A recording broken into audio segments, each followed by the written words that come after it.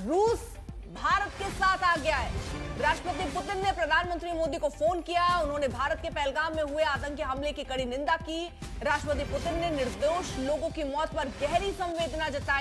Putin ने मोदी को call करके ये कहा है कि वो हर तरह से इंडिया के साथ हैं। कि मैं समझता हूं कि मोदी साहब और पुतिन वेरी स्ट्रॉन्ग लीडर जिन्होंने लाइव की कन्वर्सेशन।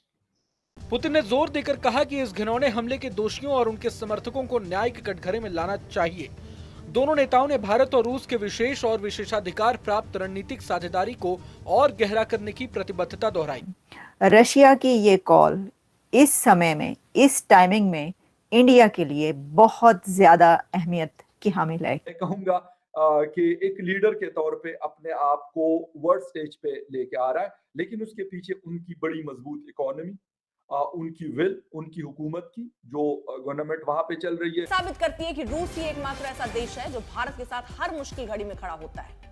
इसके अलावा रूस और भारत की रणनीतिक साझेदारी है, जहां भारत रूस मिलकर सुपरसोनिक क्रूज मिसाइल का निर्माण कर रहे हैं। इसके अलावा रूस भारत को सुरक्षा कवच के तौर पर S-400 transfer air defence system दे रहा है। $5 बिलियन के सौदे में भारत को 5 में से 3 एयर डिफेंस सिस्टम मिल गए हैं, जो 400 किलोमीटर की रेंज में आने वाली किसी भी हवाई हमले को नाकाम कर सकते हैं। इसके अलावा भारत की नौसेना में भी 9 रूसी पनडुब्बियां हैं और युद्धपोत विक्रमादित्य भी रूस से मिला है। इसके अलावा सुखोई 30 MKI जैसे लड़ाकू विमान भी हमने रूस से ही खरीदे।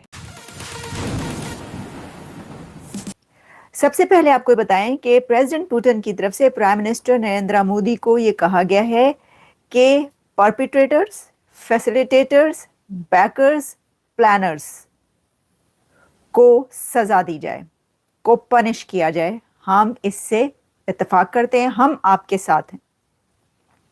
और साथ ही नरेंद्र मोदी साहब ने प्रेसिडेंट पुतिन को इनवाइट किया इंडिया के विजिट के लिए, जिसको प्रेसिडेंट पुतिन ने एक्सेप्ट कर लिया। लेकिन रशिया की तरफ से पूरी तरह बैक किया गया है इंडिया को पहलगाम के वाक़े पर।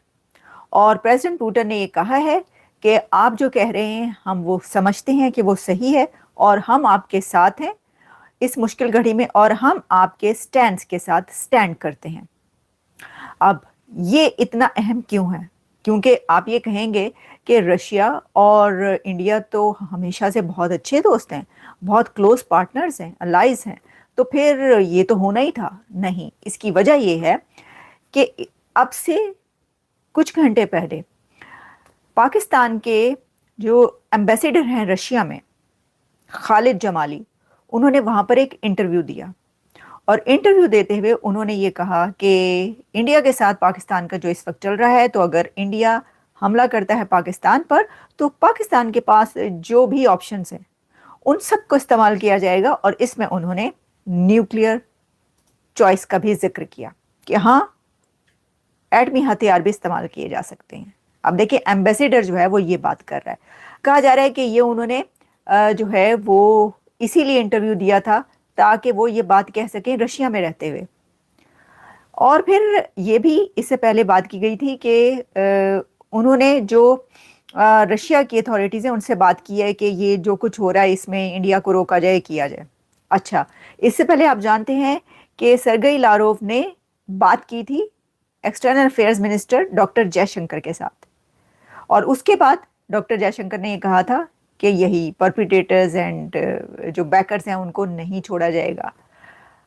जो सर्गेई हैं उन्होंने कहा था कि अगर आप चाहें तो हम बीच में करवा सकते हैं डिप्लोमेसी से, अगर आप करना चाहते हैं, अगर आपकी मर्जी है, वरना आपकी मर्जी।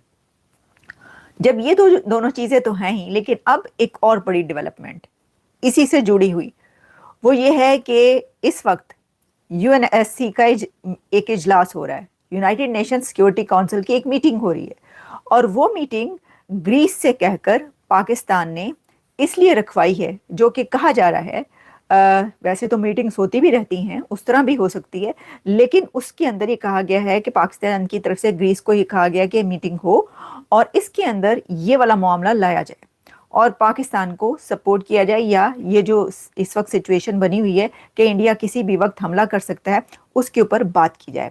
अब वो मीटिंग हो रही है, उसके अंदर क्या होता है, लेकिन ये बात याद रखें कि 5 permanent members United Nations security council के और 10 नॉन परमानेंट मेंबर्स। फिर हर साल एक ही जो है वो बदलती है प्रेसिडेंसी। तो ये इस सब सिचुएशन में ऐसे कंट्रीज जो कि यूनाइटेड नेशंस के नॉन परमानेंट मेंबर्स हैं इस वक्त, जिसमें कि पाकिस्तान भी शामिल है, लेकिन जो परमानेंट मेंबर्स हैं उनकी तरफ जाना और उनसे जो है इस वक्त अपने स्टैंड्स की तरफ झुकाव हो उनका, इसकी कोशिश करना, ये पाकिस्तान ने कोशिशें की हैं क्योंकि ताकि ये जो एक एस्केलेशन है इसको ख़त्म किया जा सके।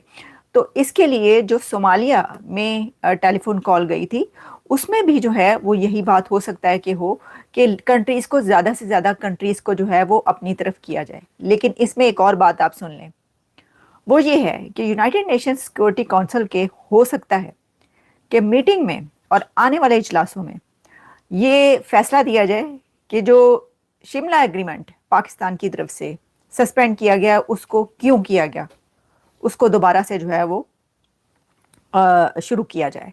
और इसी के अलावा कुछ और फैसले भी हो सकते हैं। लेकिन ये बात आप जान लें कि प्रेसिडेंट पुतिन यानी रशिया के इंडिया को कॉल करने और कुछ और कंट्रीज़ जो कि परमानेंट मेंबर हैं और इसके अलावा जो यूरोपियन कंट्रीज़ हैं उनका इंडिया के साथ खड़े होना इस वक्त ये दिखाता है कि कोई भी, चाहे वो किसी भी सतह पर हो, यूनाइटेड नेशंस हो, यूनाइटेड नेशंस सिक्योरिटी काउंसिल हो, जो फैसला है वो इंडिया के हक में आने के बहुत ज़्यादा चांसेस हैं किसी भी लेवल पर। तो इसलिए मैंने आपसे ये कहा कि जो प्रेसिडेंट पुतिन की कॉल आई है वो बहुत अहम थी और वो आ गई है और कहा जा रहा है कि इसमें रशिया ने कॉर्नर कर दिया है पाकिस्तान को और बैक किया है इंडिया को। वैसे ये भी कहने वाली बात नहीं है, पाकिस्तान कब कॉर्नर नहीं था रशिया के, उससे पाकिस्तान के तो कोई ताल्लुकात ऐसा नहीं।